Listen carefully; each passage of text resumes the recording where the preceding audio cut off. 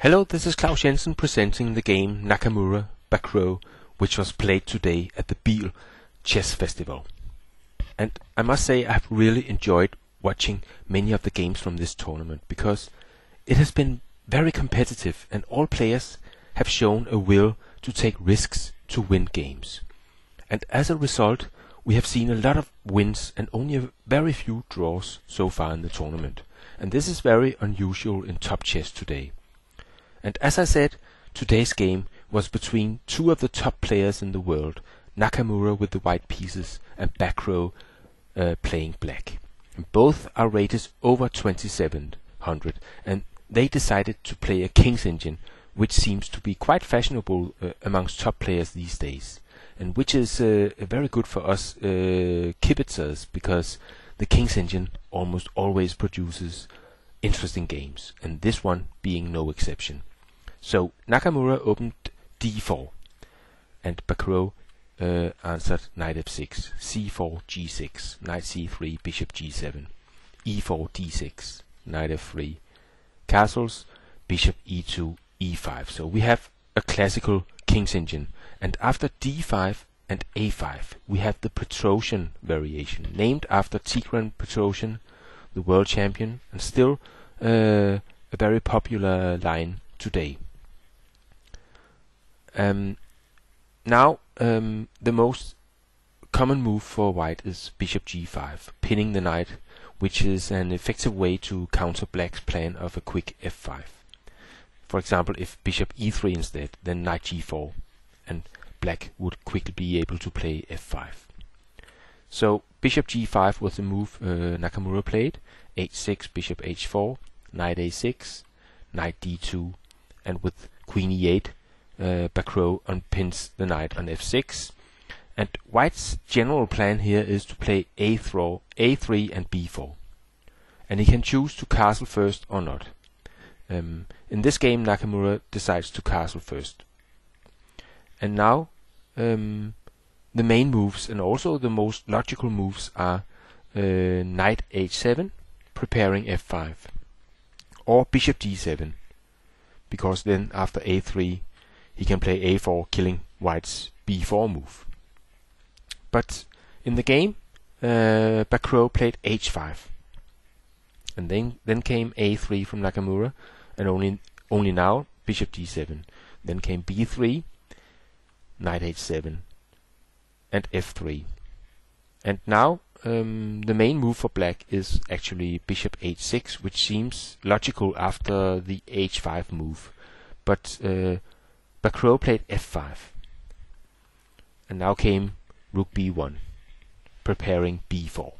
And this position has been reached many times in chess history, and the most famous game is Kramnik-Kasparov from 1995, which continued knight c5 from Kasparov, knight b5 from Kramnik, bishop takes, c takes, bishop h6, e takes, g takes f5, b6 from Kramnik, c takes, knight c4, and queen g6. And Kramnik actually had a good position here, but he eventually lost the game back in 1995.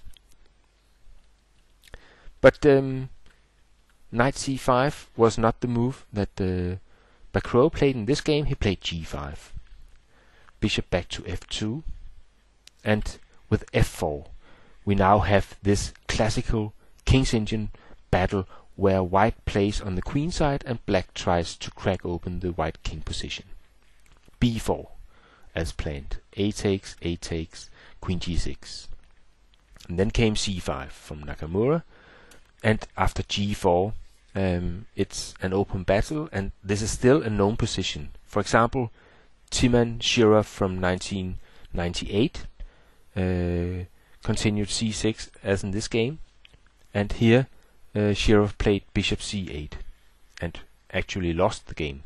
Here Bacrot played b takes c6, d takes, bishop e6, and b5, and Nakamura has the initiative, and the black knight on a6 is in trouble. And if, for example, knight c5 here, then b6 is possible, and if c takes, then rook takes, g3, bishop takes c5 is probably better for white, and also if after b6 g3 immediately, then bishop takes c5. So Bacrot places knight back to b8, but this is of course an ugly square for the knight. First and foremost because it cannot move. Both squares d7 and a6 are controlled by white pawns, and the rooks are not connected, so this is bad. Knight d5 from Nakamura, bishop takes and e takes, g3 and bishop e1, and the game is still double-edged, but it seems Nakamura is able to control the black attack. Knight g5 from Bacrot, and with rook b4, Nakamura has the idea of trading the knight on g5, because this is the only dangerous attacking piece of black right now. h4, knight e4, and now Bacrot goes all in with h3 here, and Nakamura responds h takes g, f takes g, and now perhaps the most accurate move order here is knight takes g5, queen takes, and then queen d2, and then the black position is falling together. White can exchange queens, and then he can pick up the kingside pawns and clearly winning. But now he played queen d2 instead, and then perhaps h takes g2, king takes, with the idea knight h3 here was perhaps interesting.